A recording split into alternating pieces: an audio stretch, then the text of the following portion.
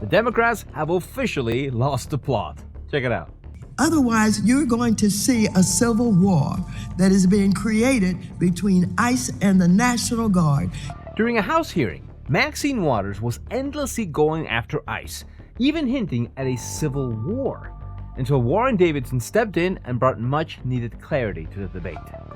The idea that we would defund ICE is probably about as dumb as defunding the police. And today, we're covering it all. So if you believe truth isn't partisan, hit the subscribe button and let's jump right into it. President Trump is having thousands of ICE agents descend on our cities using brutal force to hunt, harass, and harm those in our communities. Whether intended or not, U.S. citizens and their businesses and property, shopholders and small business owners who are American citizens are caught in the middle of the reckless and inappropriate responses of ill-trained ICE agents, only to be left with broken windows and damaged storefronts to repair. Who pays for this? Republicans on the opposite side of the aisle, you can do better than this. You can stand up for Ms. Good, who was killed, the mother of 3, an American citizen, other American citizens, people who look like they think should be deported, people of color, American citizens who are brown, who are yellow, who are black, etc., etc. Stand up for the citizens of this country. Otherwise, you're going to see a civil war that is being created between ICE and the National Guard. Now, for some context, this took place during a markup hearing where the House Financial Services Committee was debating whether to extend the Terrorism Risk Insurance Act, which provides coverage for losses tied to acts of terrorism. But out of nowhere, a couple of Democrats decided to bring ICE into the conversation by suggesting an amendment that will include text to reimburse losses caused by ICE operations. Now, say what you want about immigration enforcement, but this move was nothing short of political theater. Even some Democrats on the committee voted against it. Why? Because the Federal Tort Claims Act already allows individuals to seek compensation for damages resulting from federal actions. It is actively used. So the amendment appeared designed to equate ICE operations with terrorism, which is why Warren Davidson didn't let it slide and made sure that framing did not go unanswered. Jesus said we can be angry and not sin, so I'm going to give it my best shot right here. The amount of red herrings and false stuff that's being spewed for the premises behind this amendment is offensive. You talk about the laws not being followed. The previous administration fueled an invasion of our country by failing to secure our borders, by ignoring our laws, and now we have sanctuary cities who invited these people in, who served as accomplices to the crime, continuing to obstruct justice. The reality is Alejandro Mayorkas and all of his accomplices should be on trial today. And if we don't put them in jail for a really long time after due process and a trial, some future administration is going to think they can fuel an invasion, only we need to do more of it faster. Yeah, he has a point.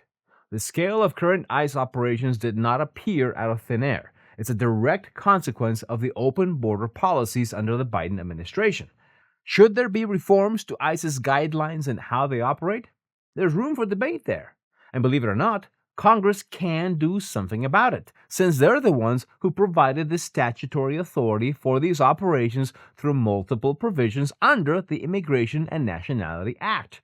But trying to amend TRIA to make a political statement does nothing to fix policy or improve enforcement standards. Davidson didn't stop there, further explaining why this move was lazy politics, and that's when Maxine completely lost her composure. But before we play that, we have a quick message from today's sponsor. America just made a $2.7 billion move, and it's all about uranium. On January 5th, 2026, the U.S. Department of Energy announced $2.7 billion to restore domestic uranium enrichment. It's a clear declaration of intent. Right now, the U.S. consumes more than 50 million pounds of uranium each year, but produces less than 1 million at home.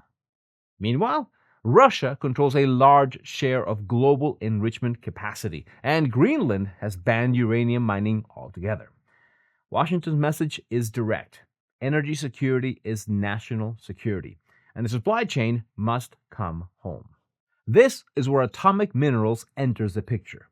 Trading under Atom on the TSX Venture and OTC under ATMMF, is a team with real history.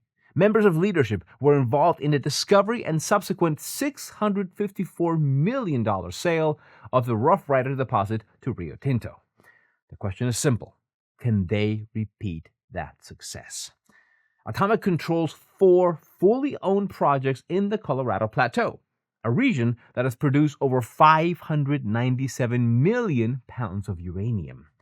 Their flagship, South Lisbon Valley East in Utah, sits inside a district that has already delivered 80 million pounds. The geology works, and Atomic Minerals is strategically positioned to capitalize on the shift in D.C. I'll leave you with this. This leadership team once delivered a $654 million exit. Today, the valuation is a fraction of that, while uranium prices push towards triple digits. So if you want the full story, check out the link in the description. A special thanks to Atomic Minerals for making today's video possible. Now you get mad because ICE is enforcing the laws that the previous administration failed to enforce and want the government to cover for your game. The invasion you're fueling of our country, it's treason. It's treason. And it's a complete waste of this committee's time to even bring it up, to try to grandstand over your fake agenda to destroy our country. Well, the gentleman related to terrorism. I will not yield to you on this subject, period. Well, it's offensive if you can't tell. Gentleman. Thank you. Silence. The time is mine. The time belongs to the gentleman. The gentleman. Order. Ladies and gentlemen, the time belongs to the gentleman from Ohio. Okay, first of all, what does January 6th have to do with this debate? Second, Maxine should definitely care about whose time it is, since it's in congressional rules not to interrupt each other. Yet she clearly chose escalating into a shouting match over order, referencing a civil war, and then screaming, January 6th, just to shift the discussion away from policy into sensationalism. And that's the deeper issue. Instead of focusing on getting anything of value done, our much respected lawmakers choose theatrics. And in the process, nothing meaningful moves forward. TRIA is a program that I support. Every contract I've entered into has a force majeure clause. And there are acts that are unanticipated, that are hard to insure the risk for. I don't think the program's perfectly designed. I wish I was here for the debate. Mr. Rose presented his amendment. I don't think I agree with the points, but I do think, hey, we probably don't have a perfect terrorism risk insurance program, but I applaud Mr. Flood, Mr. Cleaver for working together on a reauthorization. That's what we should be focused on today. The idea that we would defund ICE is probably about as dumb as defunding the police. But Minneapolis wanted to do both. And so, yes, I hope those people are held accountable. But the Financial Services Committee is not the committee of jurisdiction for that. So if you want to do that, go to one of the other committees, do your grandstanding somewhere else, and quit wasting our time in this committee. I yield back. He's absolutely right. And frankly, I wish some of his aides would remind him about the FTCA, since it already provides a legal path for people seeking damages from federal actions, which is exactly what Maxine and other Democrats claimed they wanted to address. And there's endless reporting on such claims being filed. For instance, Jesse Fuentes is seeking $100,000 in damages in Chicago. In a much bigger case, a 79-year-old man has filed a $50 million claim since he was tackled at his car wash during an ICE operation in September of last year. So the claim system is clearly working. If Democrats truly want to change how ICE operates, the Immigration and Nationality Act is the statute they should focus on, not symbolic amendments that duplicate existing remedies.